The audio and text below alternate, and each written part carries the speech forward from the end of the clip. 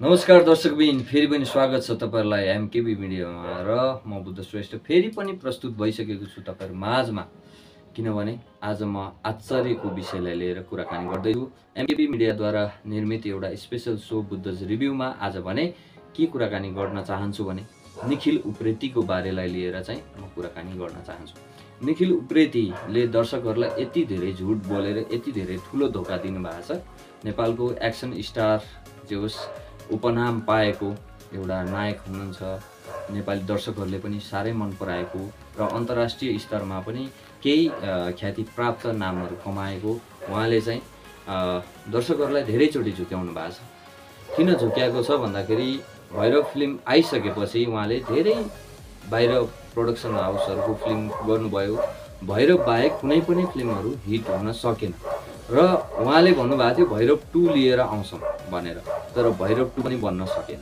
उहाँ एउटा जो साधुवी जिन्दगी चाहिँ बाँचिरहेको छ दारी पालेर, हैन, मैले जस्तै अब जे होस् गेरुवा वस्त्रमा अरूलाई ज्ञान बाँड्दै हिँड्नुभयो, धेरै कुराहरू गर्नुभयो र भैरव 2 आउन नसकिएपछि उहाँले आफै निर्देशन गरेर फेरि पनि चलचित्र निर्माण गर्छु भनेर 24 आवर्स कमिटमेन्ट भन्ने एउटा चलचित्रलाई केही सुटहरू पोषणहरू सुट पनि गरिसकेका थिए। त्यसमा केही साउथ इन्डियन कलाकारहरू पनि जोस इन्डियाबाट कलाकारहरू लिएर आएर पनि उहाँले सुट केही सिनहरू भने सुट गरिसक्नु भएको थियो र त्यो फिल्म पनि डब्बा बन्द भयो। किन भन्दाखेरि बजेटको कारणले बजेट हाई हुने भएपछि निखिल उप्रेतीजीले चाहिँ फिल्मै बन्द गरिदिनु भयो। यो दोस्रो ठुलो धोका भयो दर्शकहरूको लागि। किनभने 24 आवर्स कमिटमेन्ट नेपालको एउटा प्रतीक्षित चलचित्र बनिसकेको थियो त्यतिखेरको समयमा भने अहिले फेरि पनि दर्शकहरूलाई अब भन्न चाहन्छु म चाहिँ निखिल उप्रेतीजीलाई दर्शकहरूलाई धोका नदिनु होला। तपाईँ नेपालको एउटा जोस प्रतीक्षित कलाकार, परिचित कलाकार, तपाईको फिल्मको प्रतीक्षा दर्शकहरूले गरि नै राखेको हुन्छ। तपाईले भनेको कथा कविता मान्छेको जीवन यस्तो उस्तो त्यो भनाइमा हैन, तपाईँ एउटा कलाकार हो।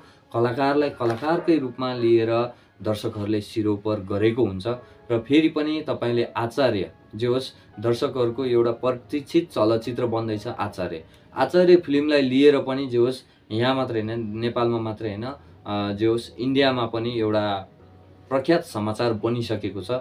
किन भन्दाखेरि चाहिँ यसमा आचार्यमा चाहिँ निखिल उप्रेतीको लुक्स पनि फरक छ र यसमा सञ्जय दत्त प्लस सुनिल शेट्टीको बलिउड सुपरस्टारहरूको चाहिँ फोटो जोडिएर आएको कुराहरू छ, न्युजहरूमा चाहिँ हो हल्ला छ। आचार्यमा चाहिँ बलिउड सुपरस्टारहरू पनि इन्ट्री हुँदैछ भन्ने कुराहरू चाहिँ दर्शकहरूले थाहा पाइसकेको छ, न्युजहरूले हालिराख्नु भएको छ, अनलाइन न्युजहरूले पोस्ट गरिराख्नु भएको छ र यो कुरालाई लिएर चाहिँ म के भन्न चाहन्छु भने आचार्य फिल्मको नाम एकदम राम्रो रोज्नु भएको छ, हैन। तपाईँ आफै निर्देशन गर्दै हुनुहुन्छ, निखिल उप्रेती आफैले निर्देशन गर्दै हुनुहुन्छ, उहाँ आफै प्रमुख भूमिकामा पनि हुनुहुन्छ र बलिउड सुपरस्टारहरूलाई पनि इन्ट्री गराउँदै हुनुहुन्छ भनेपछि पक्कै पनि एउटा इन्टरनेसनल लेभलको चलचित्र बन्दैछ भन्ने कुरो चाहिँ म बुझ्छु यसबाट। एउटा पोस्टर सार्वजनिक भएको छैन, एउटा समाचारहरू मात्रै हो, समाचारहरू चाहिँ बाहिर आइरहेको छ। आचार्य फिल्म पक्कै पनि बन्छ भनेर चाहिँ चलचित्र विकास बोर्डमा पनि दर्ता भइसकेको कुराहरू पहिले नै आइसकेको थियो र अब आचार्य कहिलेदेखि सुटिङ फ्लोरमा जाने हो, कहिलेदेखि के गर्ने हो, सुटिङ गरेर चाहिँ अब यसको विषयमा चाहिँ दर्शकहरूलाई केही न केही समाचारहरू पोस्ट गर्नुपर्ने हो र अब पोस्ट आइरहेको छ। बलिउड सुपरस्टारहरू जोइन हुने चलचित्र आचार्य पक्कै हुनेछ भने चाहिँ यो फिल्म इन्डियामा पनि पक्कै ब्लकबस्टर हान्ने छाँटकाँट देखिन्छ। निखिल उप्रेतीले एउटा जो होस् अन्तर्राष्ट्रिय स्तरको एउटा पाइला चाल्नु भएको छ, उहाँलाई धेरै धेरै चाहिँ जो होस् बधाई तथा शुभकामना पनि दिन चाहन्छु। यो चलचित्रलाई, यो चलचित्रको टिमलाई नै शुभकामना दिन चाहन्छु। अब यति भन्दा भन्दै म पनि जे होस् दर्शकहरूको प्रतीक्षाको घडी चाहिँ कहिले खत्तम हुन्छ त, हाम्रो प्रतीक्षाको घडी कहिले खत्तम हुन्छ त यो फिल्मलाई लिएर। यसको चाहिँ अब केही पोस्टरहरू अथवा टिजर ट्रेलर आइसकेपछि म कुराकानी गर्छु दर्शकबिन। यति भन्दा भन्दै म पनि बिदा हुन चाहन्छु। हस्त नमस्कार, जय नेपाल, जय नेपाली।